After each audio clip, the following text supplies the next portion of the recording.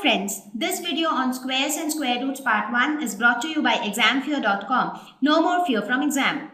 Topics to be covered in this lesson are Introduction, Square numbers or perfect squares, Properties of perfect squares, Patterns with perfect squares, Pythagorean triplets, Square roots, Finding square roots where we will learn about repeated subtraction method, prime factorization method, long division method.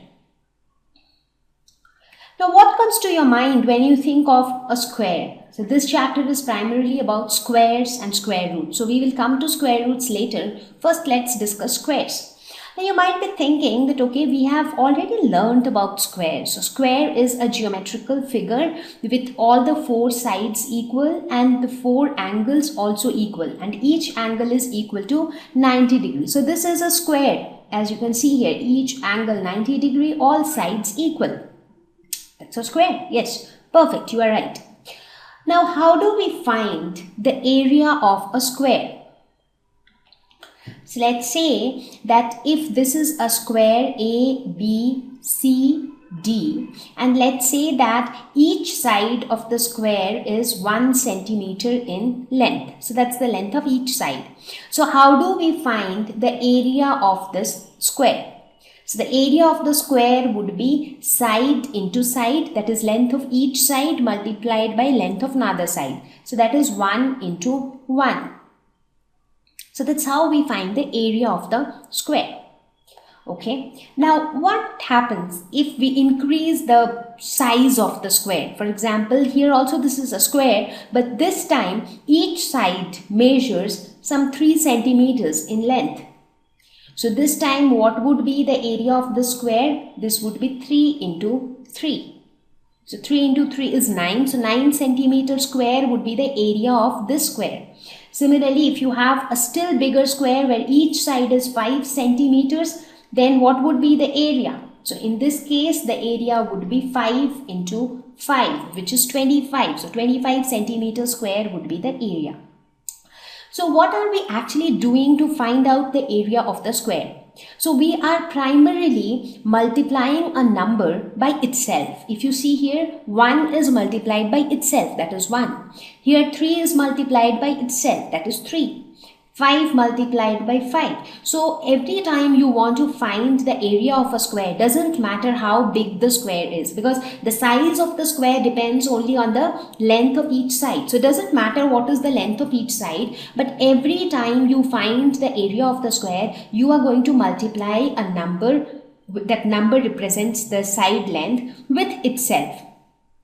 And whenever we multiply a number by itself, what we get is a square. Like 1 into 1 is nothing but 1 square. This is how we read it. And this can also be read as 1 to the power 2. So when we say 1 to the power 2, that means 1 is multiplied by 1. That is 2 times there are 1 which are getting multiplied.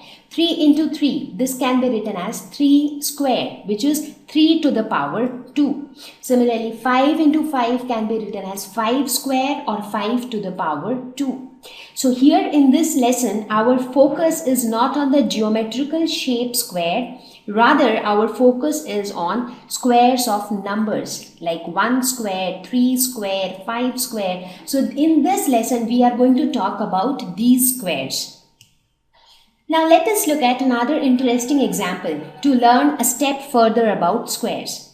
Now let's say that you have many identical squares of same size. Okay, so let's say that you have this pink square and the size of the square is 1 centimeter. The side length, that is length of each side, is 1 centimeter. So what would be the area of this pink square? So the area of the pink square, this area would be 1 into 1, that is 1 square centimeter square. So 1 square is equal to 1. 1 square is nothing but 1 into 1, which is 1. So 1 centimeter square would be the area of this square. Okay. Now let's say that we bring 3 more identical squares and arrange them like this. So now we have added 3 more squares which are orange in color, and now we have arranged the orange squares and the pink square in such a way that these 4 small squares together form a big square. right? So now if I ask you what is the area of this big square, so this entire square which you see here, so the area of the big square, let's call this as A1. Now A2 is the area of the big square. So for this you need to find out the length of each side. So we have said that all small squares are of identical size. So each side of the small square is 1 centimeter. This is also 1 centimeter. So this total length of one side of the big square would be 2 centimeter. So therefore the area of this big square would be 2 square, because 2 is the length of each side for the big square. So this is 2 square, which is 2 into 2, that is 4 centimeter square. Now let's say that we further add few more squares which are yellow in color. So now what happens? So we have added squares in such a way that this has formed an even bigger square now. So if I now ask you to find out the area of the big square which we see now, so you need to find out the length of each side. So this time it is 1 plus 1 plus 1. So length of each side would be 3. So the area of the square would be 3 square. 3 into 3, that is 9 centimeter square. If in this fashion, if you keep adding more small squares like this, what happens? You see that the area of the square keeps increasing. So now you see the area becomes 4 square, which is 4 into 4, 16. So what are these numbers? Now we understand that 1 square, 2 squares, 3 square, 4 square, these are nothing but squares of number.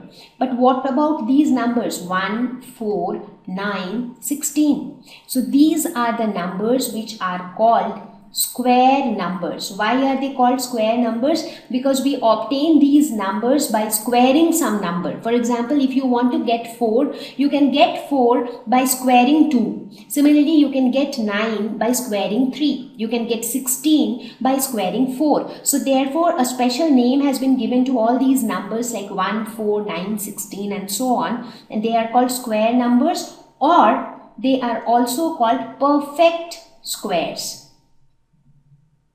So perfect squares and square numbers are the same thing.